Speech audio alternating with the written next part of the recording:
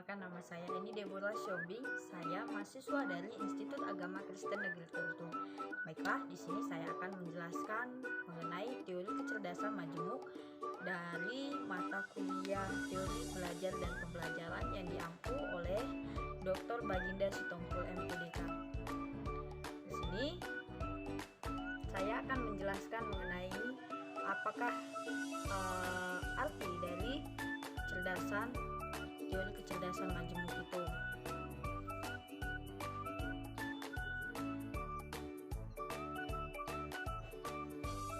Baiklah, sebelumnya saya akan menjelaskan mengenai itu. Teori kecerdasan majemuk adalah suatu fenomena dalam dunia pendidikan di akhir abad yang ke-20 dan menjadi sebuah tren dalam dunia pendidikan Indonesia di akhir-akhir ini. Adalah seorang ahli dan seorang peneliti dari proyek Zero milik Universitas Harvard, yaitu bernama Howard L. Gardner. Di sini ia merupakan seorang peneliti di proyek Zero milik Universitas Harvard yang mencetuskan ide mengenai kecerdasan yang menentang aliran kecerdasan utama dan tradisional yang ada di saat itu. Ide ini dituangkan dalam bukunya yang berjudul Frames of Mind pada tahun 1983, yang kemudian diikuti oleh belasan buku lain yang mengulas tentang mengenai kecerdasan majemuk ini. Sini pemahaman tradisional mengenai kecerdasan berawal dari kejadian ketika para pemimpin dari kota Paris berkumpul di label Epoquy pada tahun 1900 dan berbicara dengan seorang ahli psikologi bernama Alfred Binet dengan permintaan yang tidak biasa, yaitu apakah dia mampu merancang sebuah ukuran yang memperkirakan anak muda mana yang akan sukses dan mana yang akan gagal dari sekolah dasar Paris. Dan kenyataan yang terjadi itu yaitu Binet memenuhi permintaan yang tidak biasa ini. Dalam waktu singkat, penemuannya menjadi terkenal dengan sebutan tes kecerdasan. Ukurannya yaitu IQ, seperti model baju hasil perancang terkenal Paris ini. Tes ini kemudian tersebar ke negara-negara lain, terutama di Amerika Serikat. Pasca Perang Dunia I, tes IQ dipakai untuk menguji 1 juta orang Amerika yang mendaftar menjadi tentara dan benar-benar mencapai kesuksesan. Sejak saat itu, tes IQ menjadi salah satu sukses terbesar ilmu psikologi, sebuah alat ukur ilmiah yang berdaya besar atau powerful. Gardner kemudian menyusun sebuah konsep yang akhirnya kita kenal dengan teori kecerdasan majemuk. Konsep tersebut merupakan suatu kapasitas seseorang untuk memecahkan masalah dan untuk menciptakan sesuatu yang berharga untuk beberapa latar budaya. Gardner menyusun kriteria tersebut sebagai tanda kecerdasan berikut. Yang pertama yaitu isolasi kemampuan kerusakan otak.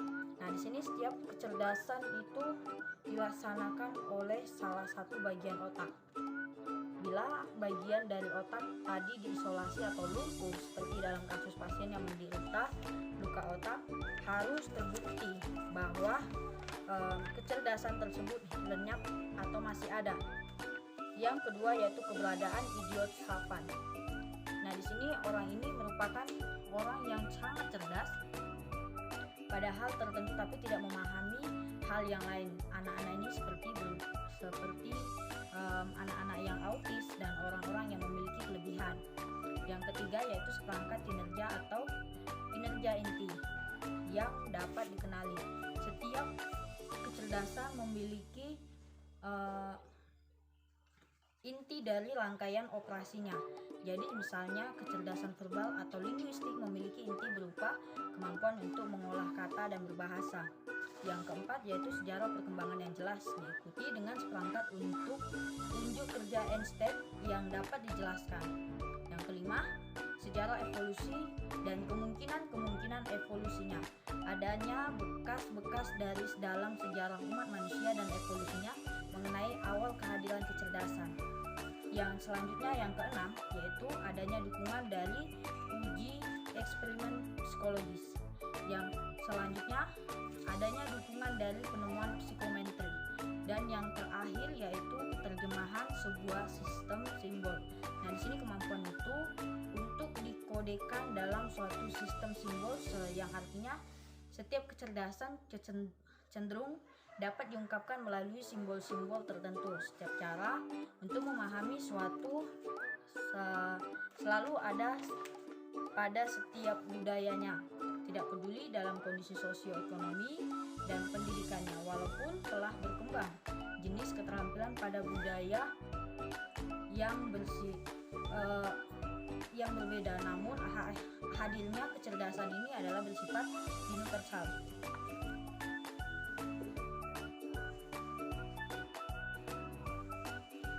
Selanjutnya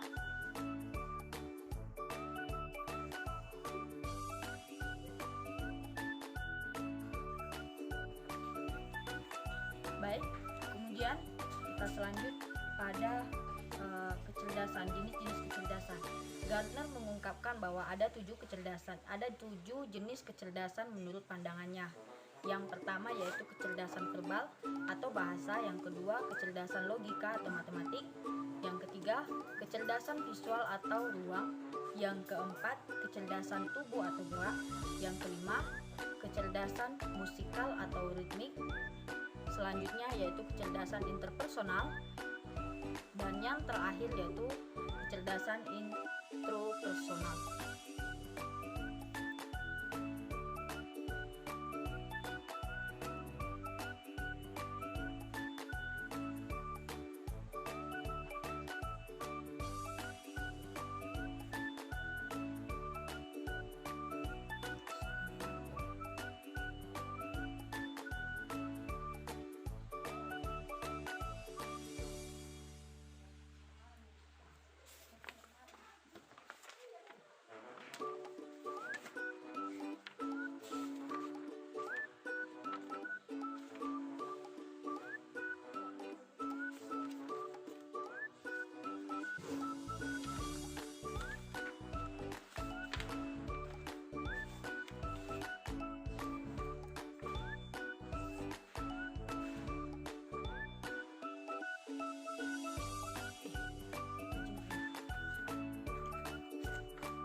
Baiklah, kelebihan teori kecerdasan majemuk dan antara lain yang pertama yaitu pembelajaran dapat lebih fokus terhadap suatu kecenderungan kecerdasan dan punya hasil yang optimal. Yang kedua, memberikan sudut pandang baru terhadap perkembangan potensi manusia. Yang ketiga, memberi harapan dan semangat baru terutama pada si pembelajar. Yang keempat yaitu membuka kesempatan pada si pembelajar untuk kritis dan berpikir terbuka. Dan yang selanjutnya, yang terakhir, yaitu menghindari adanya penghakiman terhadap manusia dari sudut pandang kecerdasan atau intelijensinya. Yang kemudian pada kelemahan teori ini yang pertama yaitu memiliki kontroversi terutama dalam pandangan ahli psikologi tradisional, yang antara lain mencampur adukan pengertian kecerdasan, keterampilan, dan bakat. Yang kedua bersifat personal atau individual, sehingga teori ini lebih efektif digunakan untuk mengembangkan pembelajaran orang per orang daripada mengembangkan pembelajaran masa klasikal. Yang ketiga, membutuhkan fasilitas yang lengkap sehingga membutuhkan biaya besar untuk operasional klasikal atau massal. Yang keempat, tenaga kependidikan di Indonesia belum sepenuhnya siap melaksanakan teori ini. Dalam praktek di dalam kelas K12 atau juga pembelajaran yang melibatkan pembelajar dewasa karena sudut pandang karena sudut pandang kebanyakan orang masih sudut pandang tradisional.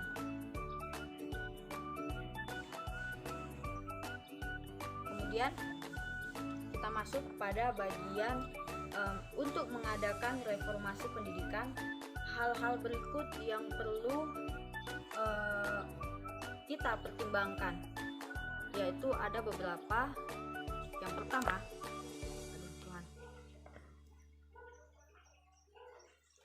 ada beberapa hal yang perlu diperhatikan dalam reformasi pendidikan. Yang pertama, pembelajar dijadikan subjek pendidikan dan pusat proses pembelajaran. Yang kedua yaitu teori aktivitas diri dan aktif positif merupakan dasar dari proses belajar.